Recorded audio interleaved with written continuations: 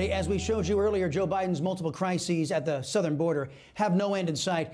Congresswoman Beth Van Duyne toured a facility meant to house 250 people. Biden crammed over 4,000 illegal aliens into it. That's just one. And then Texas Senator Ted Cruz showed more disgraceful images from Joe Biden's policies. All Joe had to do was keep President Trump's policies in place until he had another viable plan. Now Trump says he will likely plan a trip to visit the southern border. Joining me now to discuss, former principal deputy press secretary to President Trump, Hogan Gidley. Hogan, always great to see you. Do you know when former President Trump's going to head down to the border? And aside from showing support for the brave men and women who Mr. Biden has turned into babysitters, what else will the former president do there? I'm not sure exactly when he's going to go down there. I know that's something he wants to do. Look, this was a policy the president, changed with what the previous administration, Barack Obama, had done, allowing people into this country illegally and unlawfully, putting them into American communities, a lot of times without paperwork. Joe Biden is just continuing that. Donald Trump changed all of that. I mean, the Safe Third Agreement we had with Mexico, where people didn't get to come into this country and then claim asylum and have their cases adjudicated. They had to wait somewhere else first. That was extremely helpful. Of course, building the wall was good, too. And he ended catch and release, the damaging policy of just getting people into this country and then letting them go. Joe Biden reversed all of those things. This problem is Joe Biden's because he took every single policy, changed them, so he's responsible for the impending results. And we've seen them on the southern border. It is a humanitarian crisis. It is a national security crisis. Joe Biden is to blame for both. And sadly, as Ted Cruz likes to say, he's 100% correct, and that is, it was completely preventable. This never had to happen, but Joe Biden was hell-bent on coddling the far left, and his administration was going to, fulfill that campaign promise he made of coming to the southern border. He said, come on. He encouraged those people to surge our border. It is so dangerous what's going on with the human trafficking, the child smuggling, the drugs pouring into this country now. And I think the president of the United States is going to go down there, offer some support to those brave men and women on the front lines. I want to make a point about those folks down there, the border security folks that are so wonderful in what they do.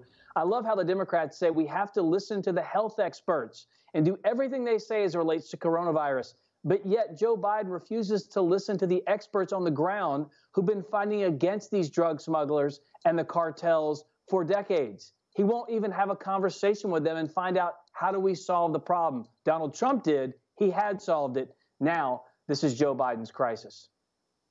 Yeah, his administration is too busy comparing our border agents to KKK members.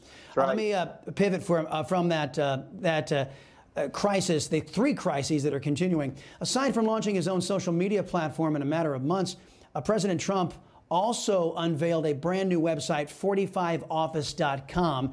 Now, in my mind, these could be pretty valuable tools to show Americans just how much we lost when we lost a pro-American president and got Joe Biden. No question. I mean, this is going to be an America First centric website, just like Donald Trump's campaign, just like his administration was. The information that so many Americans were clamoring for as it related to Donald Trump and what he was going to do next, where his thoughts were on the issues and news of the day. You're going to be able to find that now in one location. I'm glad he launched the site. I would stay tuned to it for any upcoming news that the president may want to release to the American people. But look, it's no secret what big tech has been doing to conservatives now for many, many years. The way they marginalize us, their algorithms always seem to punish conservatives. And while many of the oligarchs at big tech try to say that it's just a mistake, notice how the mistakes always cut against conservatives, never in our favor. And so I think Donald Trump looked at that and said, you know what, enough is enough. I've been silent on the sidelines, doing a few interviews here and there. I'm going to make sure I have a website up and running so the American people who want to hear the information, want to hear the truth about what we experienced at the southern border, for example, what we experienced in negotiations with China, what we did to make NATO allies and partners pay their fair share. Here's where you're going to see the real news, and I hope people tune in and click on it whenever they can. Gotcha. Hogan, the White House rebranded the current administration as the Biden-Harris administration. White House Press Secretary Jen Psaki addressed that today. Watch. anything to be read into sort of the rebranding of the Biden administration to the Biden and Harris administration? I would take from it that Vice President Harris is an important partner. She's the first in the room, the last in the room on most occasions if she's in town and not traveling around the country. It's a reflection of the important role that she will play moving forward. Hogan, what's really going on here? Who's really in charge in that White House? Well, look, it's as good as an answer as you could give as press secretary, I think, because I think as a staffer for Joe Biden, you all kind of see the writing on the wall. Look, Joe Biden himself was the one who rebranded Vice President Harris and started calling her President Harris. So maybe we should all start doing that, as he has done many times. Look, I think that this is a serious issue, something we talked about on the campaign, that Joe Biden was never in control. It was always a tool. What they wanted him to be was a tool, an empty vessel for the radical left. You've now seen that with the policies he's put forward. He's embraced that socialist communist agenda that so many others have had, up to and including Kamala Harris. And so for this administration to change the norms and refer to them now as the Biden-Harris administration as opposed to the Biden administration is quite telling. She's in every room all the time. And while Vice President Pence was a great ally of Donald Trump and offered support and counsel and guidance, he was a good foot soldier for the president as well. It looks like Kamala Harris is being groomed rather quickly to potentially step into this role. And it's something we all saw coming, we all predicted. And it remains to be seen if that prediction is going to come true. But look, we've all seen Joe Biden on the trail. We've all seen him at the White House. It's tougher and tougher for him to put together sentences, to put together coherent thoughts. And we could be staring down the barrel of a Harris presidency sooner rather than later. And we have much more on the not eligibility, but the propriety of Kamala Harris being in that role coming up later in the program.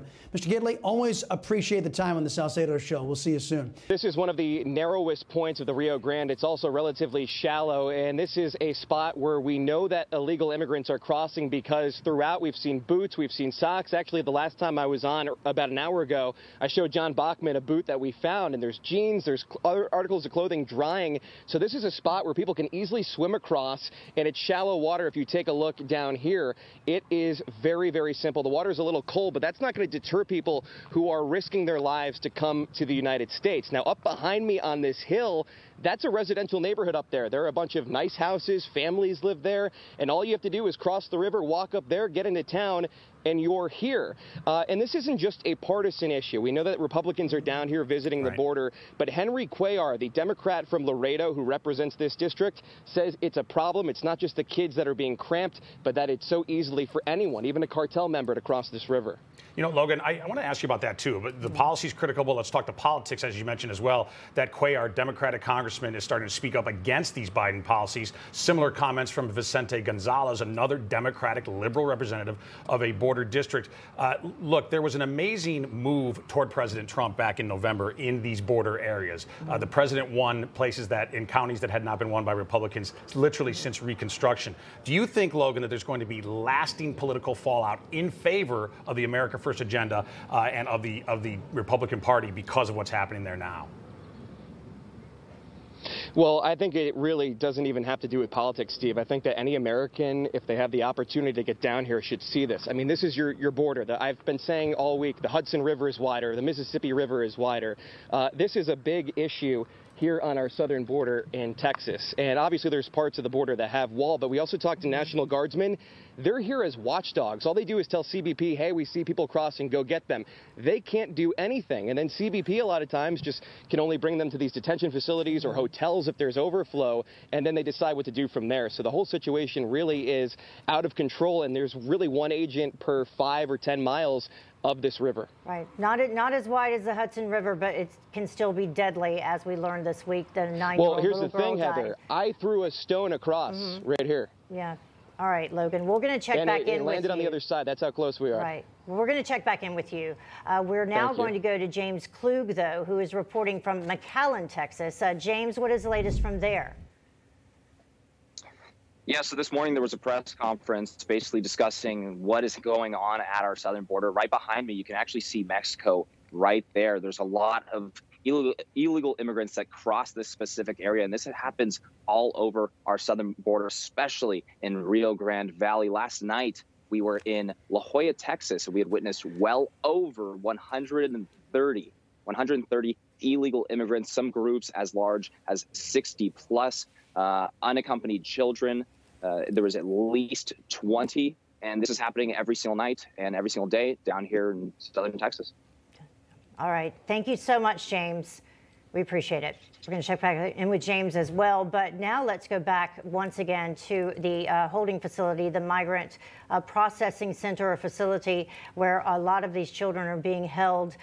Some of those children perhaps coming across the border in the middle of night that James was able to shoot video of. And I think also it's important to note, Heather, that some of these children subjected to horrific abuse on the journey because, you know, this lawless border, there is a controlling authority on the southern side of the border, and unfortunately it's the Mexican cartels. So when the United States law enforcement loses control of the border, that power is effectively transferred to the cartels. And this specific facility, by the way, every girl who is 10 years and older when they arrive there, they get a pregnancy test. A 12-year-old was pregnant. A 12-year-old at this facility. So the kind of degradation and abuse of children that's happening in our border region, that is being encouraged and incentivized by Joe Biden's policies, you know, I think it's impossible to exaggerate how important and how dire this situation is. I think all you need to do is take the footage of the little girl crying, and that's enough for Americans to say enough is enough. Hey, I'm Rob Finnerty. Thanks for watching. If you enjoyed this video, please join the conversation in the comments below. Don't forget to subscribe, too. Hit the bell icon to be alerted to breaking news. And remember, there's a whole lot more on Newsmax TV, America's fastest growing cable news network. Newsmax TV, where real news for real people.